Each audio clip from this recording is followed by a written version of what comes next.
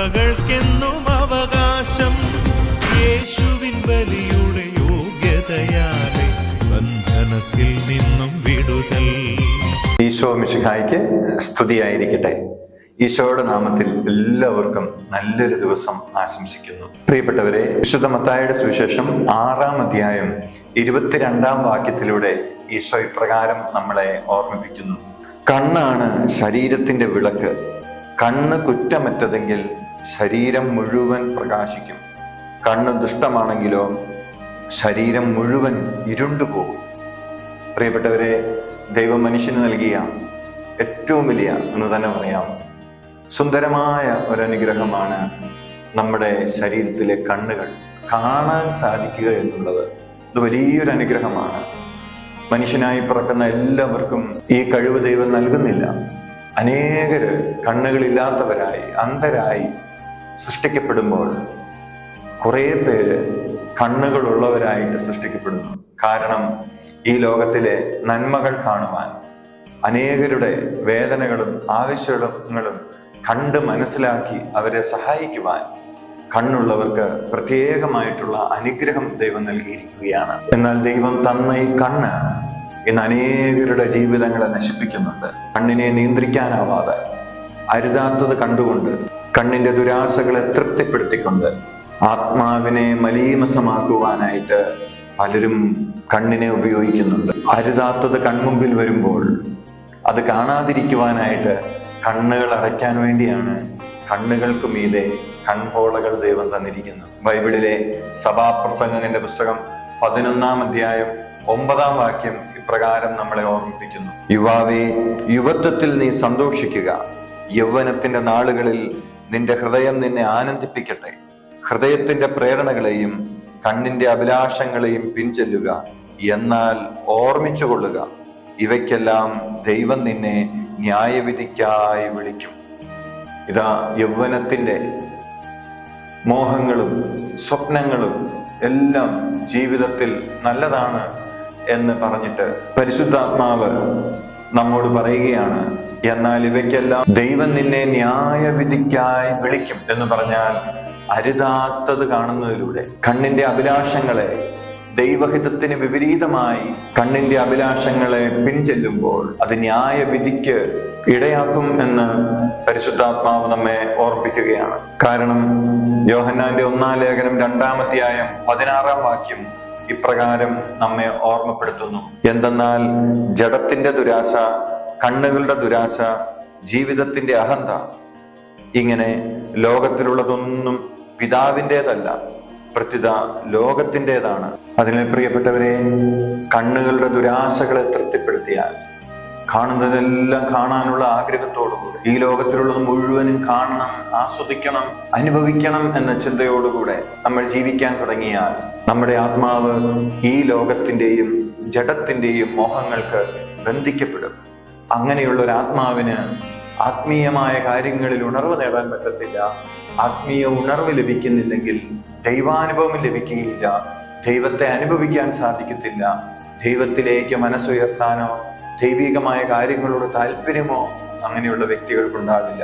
പലപ്പോഴും പ്രാർത്ഥിക്കുവാനും ആത്മീയ കാര്യങ്ങളിൽ വ്യാപൃതരാകുവാനും ബൈബിള് വായിക്കുവാനും ഒക്കെ പലർക്കും താല്പര്യമില്ലാതിരിക്കുന്നതിന്റെ കാരണം, നിസ്സംഗരായി ജീവിക്കുന്നതിന്റെ ഒരു പ്രധാനപ്പെട്ട കാരണം, ദൈവം ശരീരത്തിന്റെ വിളക്കായി തന്ന, ശരീരത്തെ മുഴുവൻ, ജീവിതത്തെ മുഴുവനും പ്രകാശിപ്പിക്കേണ്ട കണ്ണുകളെ, അശുദ്ധിയുടെ അന്ധകാരത്തിന്റെ പ്രവൃത്തികളെ, കണ്ണിന്റെ ദുരാശകളെ പിൻചെന്ന് ഈ ലോകത്തിലുള്ള എല്ലാ തിന്മകളും കണ്ട് അത് ആസ്വദിച്ച് ആത്മാവിനെ ഈ ലോകത്തോട്, തിന്മകളോട് ബന്ധിച്ചിട്ടിരിക്കുന്നത് കൊണ്ടാണ് എന്ന സത്യം നമ്മൾ ഓർക്കണം. അതുകൊണ്ട് പ്രിയപ്പെട്ടവരെ, ഈശോ വിശുദ്ധ മത്തായിയുടെ സുവിശേഷം 18-ാം അധ്യായം 9-ാം വാക്യത്തിലൂടെ ശക്തമായ മുന്നറിയിപ്പ് നമുക്ക് നൽകുകയാണ്.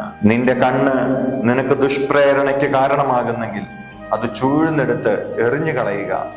ഇരു കണ്ണുകളോടും കൂടെ നരകാഗ്നിയിൽ എറിയപ്പെടുന്നതിനേക്കാൾ നല്ലത് ഒരു കണ്ണുള്ളവനായി ജീവനിലേക്ക് പ്രവേശിക്കുന്നതാണ്. നോക്കുക, കർത്താവ് കണ്ണുകളുടെ ദുരാശയെ പിൻചെന്താൽ ഉണ്ടാകുന്ന അപകടത്തെക്കുറിച്ച് ശക്തമായ മുന്നറിയിപ്പാണ് ഈശോ നമുക്ക് നൽകുന്നത്. അതുകൊണ്ട് എൻ്റെ കണ്ണ് എനിക്ക് ദുഷ്പ്രേരണ നൽകുന്നുവെങ്കിൽ, കണ്ണിനെ നിയന്ത്രിക്കാനാവുന്നില്ലെങ്കിൽ, നമ്മുടെ മുമ്പിൽ ഇന്ന് മൊബൈൽ ഫോണും ടിവിയും ആധുനിക സാമൂഹിക മാധ്യമങ്ങളെല്ലാം നമുക്കിന്ന് ലഭ്യമാണ്. വേഗതയേറിയ ഇന്റർനെറ്റ് ലഭ്യമാണ്. ലോകത്തിൽ എവിടെയുമുള്ള എന്തും നമുക്ക് കാണുവാനായിട്ട് സാധിക്കും. നന്മയിലേറെ തിന്മ ഇന്ന് സോഷ്യൽ മീഡിയകളിലുണ്ട്. എന്നാൽ അവയൊക്കെ തിരിച്ചറിഞ്ഞ് ഇത് ദൈവത്തിന് ഇഷ്ടമില്ല, ദൈവം തന്ന കണ്ണുകൊണ്ട് ഇത് കാണാൻ പാടില്ല, കാണുന്നത് എൻ്റെ ആത്മാവിന് ദോഷം ചെയ്യും, ആത്മാവിനെ മലീമസമാക്കും എന്ന സത്യം മനസ്സിലാക്കി കണ്ണുകളെ നിയന്ത്രിക്കാൻ പറ്റുന്നില്ലെങ്കിൽ കർത്താവ് പറയുകയാണ്, വിശ്വസ്നേഹത്തോടെ പറയുകയാണ്, ഇരു കണ്ണുകളോടെ നീ നരകത്തിൽ പോകുന്നതിനേക്കാൾ നല്ലതല്ലേ കണ്ണില്ലാതെ നീ സ്വർഗത്തിൽ പോകുന്നത്.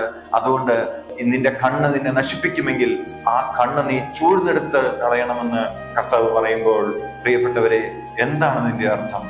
എന്താണ് ഇതിന്റെ അർത്ഥം? ഈ കണ്ണുകളിലൂടെ നമ്മൾ കാണുന്ന കാര്യങ്ങൾ നിസ്സാരമല്ല. അത് നമ്മുടെ ആത്മാവിനെ നന്നായിട്ട് ബാധിക്കുന്നുണ്ട്. അത് നമ്മുടെ ജീവിതത്തെ നശിപ്പിച്ചു കളയാൻ പര്യാപ്തമാണ്. ഈ കാഴ്ചകളിലൂടെ തിന്മയുടെ അരൂപി, ഈ ലോകത്തിന്റെ അരൂപി, ജഡത്തിന്റെ അരൂപി നമ്മുടെ മേൽ സ്വാധീനം ചെലുത്താനും നമ്മൾ കീഴ്പ്പെടുത്താനും നമ്മളെ ബന്ധിക്കാനായിട്ടും സാധ്യതയുണ്ട്. അതുകൊണ്ട് പ്രിയപ്പെട്ടവരെ, നമ്മുടെ ഒഴിവ് സമയങ്ങളും നമ്മൾ തനിച്ചിരിക്കുന്ന സമയങ്ങളിലും ടിവിയിലും മൊബൈൽ ഫോണിലും എല്ലാം മുഖം പൂഴ്ത്തി കണ്ണ് തറപ്പിച്ചിരുന്ന് ചുറ്റുപാടുകളെ മറന്ന് ജീവിത സത്യങ്ങളെ മറന്ന് തെറ്റായ ആശയങ്ങളിലും ദുരാശകളിലുമൊക്കെ ജീവിതം പെട്ടുപോയാൽ അന്ത്യദിനങ്ങൾ ദുരിതപൂർണമായിരിക്കുമെന്ന് ഈശോ നമ്മളെ ഓർമ്മിപ്പിക്കുകയാണ്. അതിനെ പ്രിയപ്പെട്ടവരെ, നമ്മുടെ മരിച്ചവരെ നമ്മൾ ഓർത്ത് പ്രാർത്ഥിക്കുന്ന ഈ ദിവസങ്ങളില് പ്രത്യേകമായി നമുക്ക് അവർക്ക് വേണ്ടി പ്രാർത്ഥിക്കാം. അവരുടെ ജീവിതകാലത്ത് അവരുടെ ദൈവം കൊടുത്ത കണ്ണുകൾ ഏതെങ്കിലും രീതിയിൽ ദുരുപയോഗിച്ചിട്ടുണ്ടെങ്കിൽ, കാണരുതാത്തത് കണ്ടിട്ടുണ്ടെങ്കിൽ, കണ്ണുകളുടെ ദുരാശകളെ നിയന്ത്രിക്കാനാവാതെ ജീവിതത്തിൽ വീണുപോയിട്ടുണ്ടെങ്കിൽ നമുക്ക് അവർക്ക് വേണ്ടി മാപ്പ് ചോദിക്കാം, കർത്താവിന്റെ കരുണയ്ക്കായി പ്രാർത്ഥിക്കാം. ആ കണ്ണുകളിലൂടെ ഏതെങ്കിലും മാലിന്യങ്ങൾ അവരുടെ ആത്മാവിൽ പതിച്ചിട്ടുണ്ടെങ്കിൽ ഈശോയെ അങ്ങയുടെ തിരുരക്തം കൊണ്ട് അവയെല്ലാം കഴുകിക്കളയണമേ എന്ന് പ്രാർത്ഥിക്കാം. ഒപ്പം നമുക്ക് സാധിക്കുന്നത് പോലെ പരിഹാരം ചെയ്ത് അവരുടെ ജീവിതത്തിൽ ആ പാപം വഴി വന്ന കടങ്ങൾ മോചിക്കുന്നതിന് വേണ്ടി നമുക്കാവുന്നത് പോലെ പരിഹാരം ചെയ്ത് ആത്മാക്കൾക്ക് വേണ്ടി പ്രാർത്ഥിക്കാം. എങ്ങനെയാണ് നമുക്ക് പരിഹാരം ചെയ്യാൻ സാധിക്കുന്നത്? പ്രിയപ്പെട്ടവരെ, ദൈവം നമുക്ക് തന്ന ഈ കണ്ണുകൊണ്ട് കുറേ സമയം എല്ലാ ദിവസവും ഈശോയുടെ രൂപത്തിലേക്ക്, ഈശോയുടെ മുഖത്തേക്ക്, ആ തിരുമുഖത്തേക്ക്, ആ സ്നേഹം തുളുമ്പുന്ന കണ്ണുകളിലേക്ക് കുറേ നേരം നോക്കിയിരുന്ന് ഈശോയെ സ്നേഹിക്കുക. ആ പ്രവൃത്തി മരിച്ചുപോയ നമ്മുടെ പ്രിയപ്പെട്ടവരുടെ ആത്മാവിന് കാഴ്ചവെക്കുക. ആത്മാവിന്റെ ശാന്തിക്കായിട്ട്, കടങ്ങളുടെ പ്രതിക്കായി കാഴ്ചവെക്കുക. അതുപോലെ ദിവ്യകാരുണ്യ ആരാധന നടക്കുന്ന നിത്യാരാധന ചാപ്പലുകളിലോ ദിവ്യകാരുണ്യ ആരാധന നടക്കുന്ന സ്ഥലങ്ങളിലോ ചെന്ന് കുറേ നേരം ജീവന്റെ അപ്പമായി, അപ്പത്തിന്റെ രൂപത്തിൽ എഴുന്നള്ളിയിരിക്കുന്ന യേശുക്രിസ്തുവിനേക്ക് മാത്രം നോക്കി അവിടുത്തെ ആരാധിക്കുക.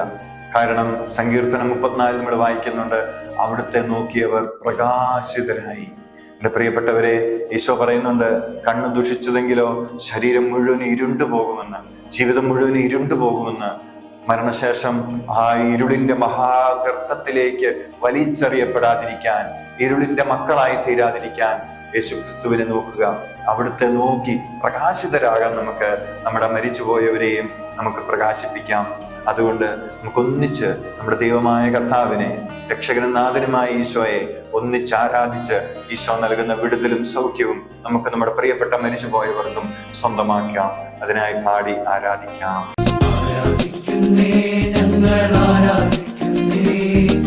ആത്മനാഥനേശുവിനെ ആരാധിക്കുന്നേ, ആരാധിക്കുന്നേ, ഞങ്ങൾ ആരാധിക്കുന്നേ, ആത്മാവിലും സത്യത്തിലും ആരാധിക്കുന്നേ.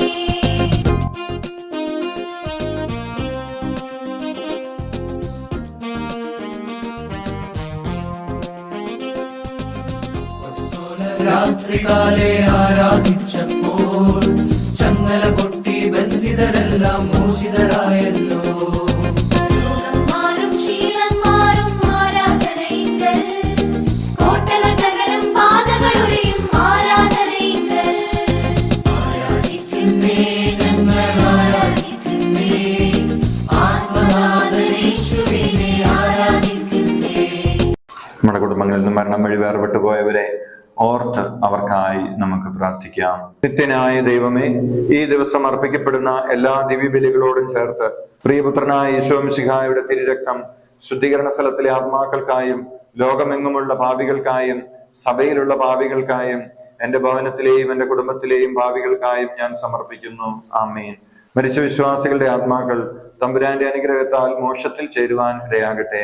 നിത്യപിതാവേ, ഈശോമിശിഹാ കർത്താവിന്റെ വിലതീരാത്ത തിരിച്ചവരെ കുറിച്ച് അവരുടെ മേൽ കൃപയുണ്ടാകണമേ. സ്വർഗസ്ഥനായ ഞങ്ങളുടെ പിതാവേ, അങ്ങയുടെ നാമം പൂജിതമാകണമേ. അങ്ങയുടെ രാജ്യം വരണമേ. അങ്ങയുടെ തിരുമനസ് സ്വർഗത്തിലെ പോലെ ഭൂമിയിലുമാകണമേ. അന്നു വേണ്ടി ആഹാരം നീ ഞങ്ങൾക്ക് തരണമേ. ഞങ്ങളോട് തെറ്റ് ചെയ്യുന്നവരോട് ഞങ്ങൾ ക്ഷമിച്ചതുപോലെ ഞങ്ങളുടെ തെറ്റുകൾ ഞങ്ങളോടും ക്ഷമിക്കണമേ. ഞങ്ങൾ പ്രലോഭനത്തിൽ വീഴാനിടയാകരുതേ. തിന്മയിൽ നിന്ന് ഞങ്ങളെ രക്ഷിക്കണമേ.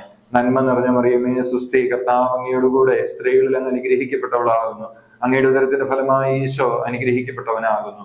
പരിശുദ്ധ മറിയമേ, തമ്പുരാന്റെ അമ്മേ, പാപികളായ ഞങ്ങൾക്ക് വേണ്ടി ഇപ്പോഴും ഞങ്ങളുടെ മരണസമയത്തും തമ്പുരാനോട് അപേക്ഷിച്ചു കൊള്ളണമേ. ആമേൻ. പിതാവിനും പുത്രനും പരിശുദ്ധാത്മാവിനും സ്തുതി, ആദിയിലെ പോലെ ഇപ്പോഴും എപ്പോഴും എന്നേക്കും. ആമേൻ. ആത്മാവിൻ ശക്തി, അത്യുന്നത ശക്തി, പരിശുദ്ധാത്മശക്തി എന്നിൽ നിറയട്ടെ, എന്നിൽ നിറയട്ടെ, സഭയിൽ നിറയട്ടെ, ലോകം മുഴുവൻ കത്തിപ്പടരട്ടെ. എന്നിൽ നിറയട്ടെ, സഭയിൽ നിറയട്ടെ, ലോകം മുഴുവൻ കത്തിപ്പടരട്ടെ. എന്നിൽ നിറയട്ടെ, സഭയിൽ നിറയട്ടെ, ലോകം മുഴുവൻ കത്തിപ്പടരട്ടെ. എന്നിൽ നിറയട്ടെ, സഭയിൽ നിറയട്ടെ, ലോകം മുഴുവൻ കത്തിപ്പടരട്ടെ. ലോകം മുഴുവൻ കത്തിപ്പടരട്ടെ, ദേശം മുഴുവൻ കത്തിപ്പടരട്ടെ, തിരുസഭ മുഴുവൻ കത്തിപ്പടരട്ടെ.